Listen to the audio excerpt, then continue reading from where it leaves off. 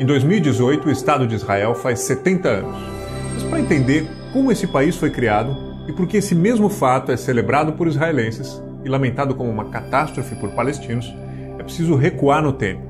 É preciso ir além de maio de 1948, quando Israel, país, foi criado, e entender as raízes ancestrais das disputas que até hoje envolvem a região.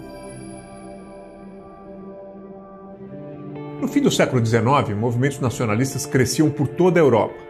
É nesse momento que surgiu o sionismo.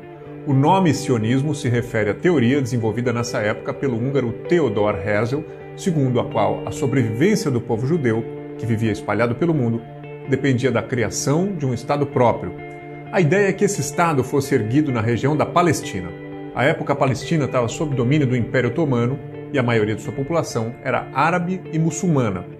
A justificativa para que o Estado de Israel fosse criado justamente ali tinha ligação com histórias bíblicas que falavam da terra de Israel. Em 1918, com o fim da Primeira Guerra Mundial, o Império Otomano chegou ao fim e a região da Palestina passou a ser então de domínio britânico. Os britânicos mantiveram posições ambíguas em relação aos interesses árabes e judaicos nessa região. Dois documentos mostram bem isso. O primeiro deles, de 1917, é a Declaração Balfour. O documento foi assinado pelo ministro das Relações Exteriores inglês daquela época, que deu apoio à causa sionista e impulsionou a imigração judaica nas décadas seguintes.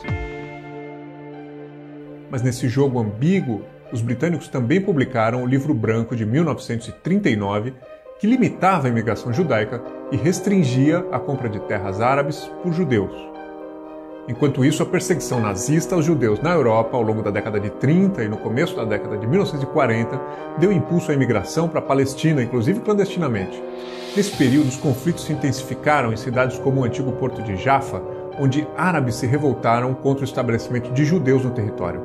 Eles viam o sionismo como uma estratégia colonial e imperialista europeia, enquanto os judeus viam a imigração para a Palestina como uma alternativa de sobrevivência ao Holocausto nazista.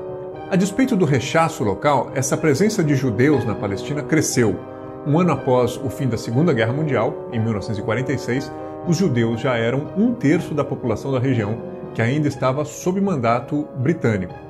Em 1947, a ONU tinha sido recém-fundada. Foi ela, a Organização das Nações Unidas, que propôs um plano de partilha do território entre árabes e judeus, logo após a saída dos britânicos. A sessão da Assembleia Geral que apoiou essa decisão expressa na Resolução 181 foi presidida por um brasileiro, o diplomata Oswaldo Aranha. O documento recomendava a criação de 2 estados independentes e de um regime especial internacional para administrar Jerusalém, cidade que é sagrada tanto para judeus quanto para muçulmanos, além de ser sagrada para os cristãos também. As autoridades judaicas aceitaram o plano da ONU, mas as lideranças palestinas e árabes não. Foi Davi Ben-Gurion quem declarou em 14 de maio de 1948 a independência do Estado de Israel. No dia seguinte, Egito, Síria, Líbano, Jordânia e Iraque atacaram o novo país. Depois de um ano de conflito, foi estabelecido um armistício em 1949 e foi traçada no mapa da região uma linha divisória que ficou conhecida como Linha Verde. O Estado de Israel foi criado em 1948, mas o Estado palestino não foi criado. Ao contrário, ele acabou em parte ocupado por Israel e em parte dividido em pedaços. A faixa de Gaza ficou sob controle do Egito. A Cisjordânia e a parte leste de Jerusalém ficaram com a Jordânia.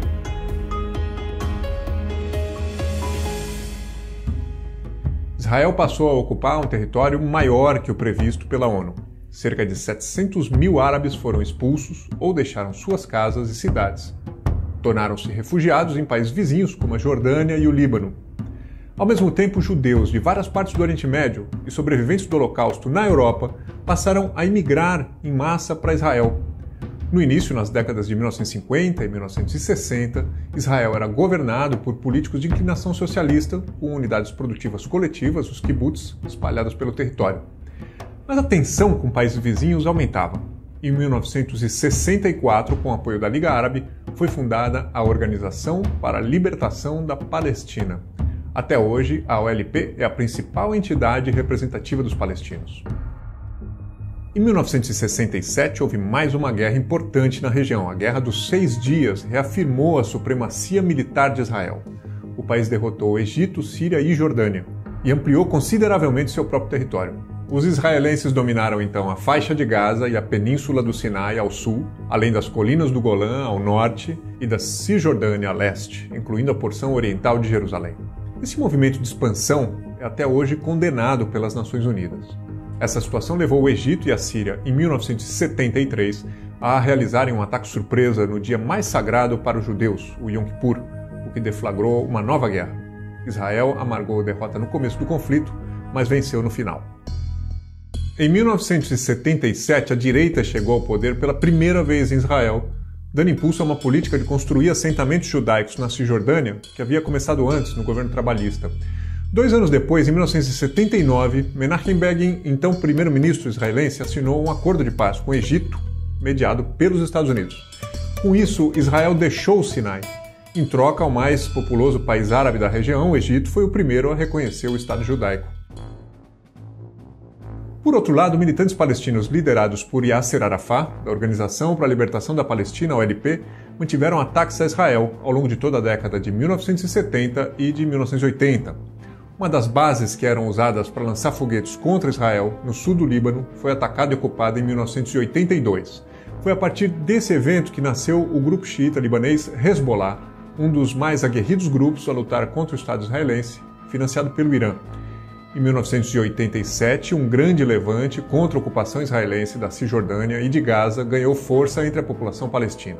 Era a primeira intifada, série de protestos que foram duramente reprimidos pelas forças de Israel. Nesse mesmo ano foi criado o Hamas, um grupo fundamentalista sunita baseado na faixa de Gaza que buscava a libertação da Palestina, o fim de Israel e que se opunha também ao OLP de Arafat.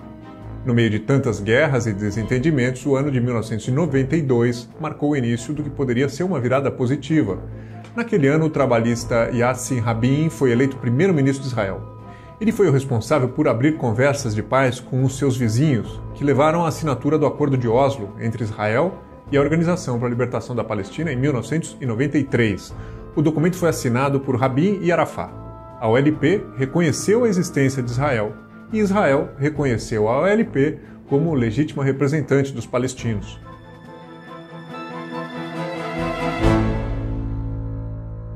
Em 1994, esse diálogo foi ampliado.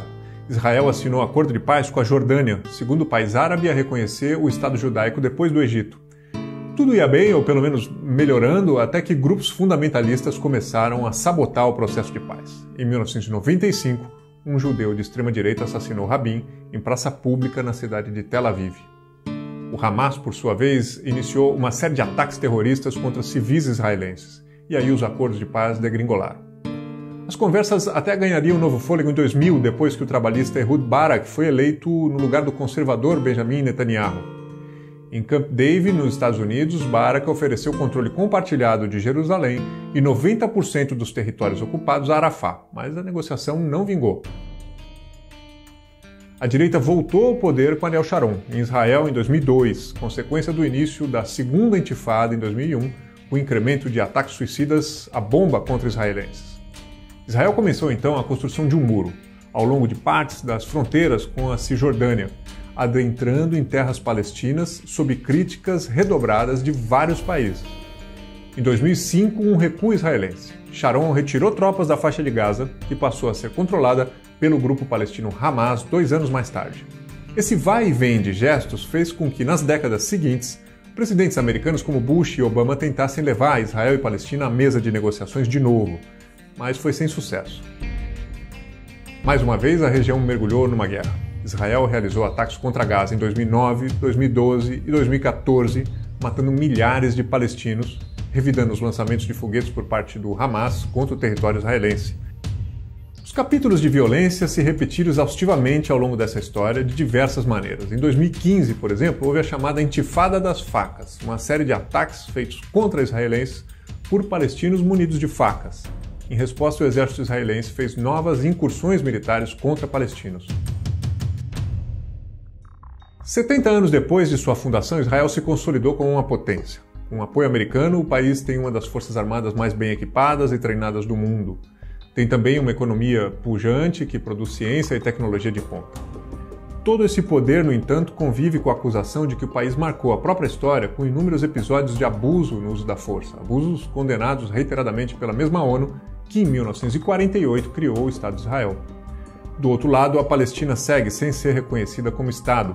Vive a divisão política entre a Cisjordânia, que é controlada pelo Fatah mais moderado, e Gaza, controlada pelo Hamas mais radical, e tem uma economia fraca que sofre com bloqueios impostos por Israel.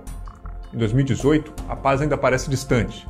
Restam ainda obstáculos antigos, um deles é o controle dos locais sagrados. Muitos israelenses e palestinos consideram Jerusalém a capital indivisível do seu próprio Estado, enquanto a ONU propõe o controle compartilhado desse local. Outro ponto de desacordo é o retorno ao território de pelo menos 5 milhões de refugiados palestinos. Outro ponto, Israel se recusa a negociar com o grupo armado palestino Hamas, que é chamado de terrorista por Israel, um grupo, aliás, que sequer reconhece a existência do Estado judaico.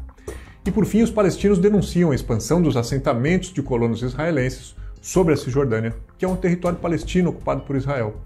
A solução para esse impasse septuagenário permanece como um dos maiores desejos para os que comemoram e para os que lamentam esse aniversário em todo o mundo.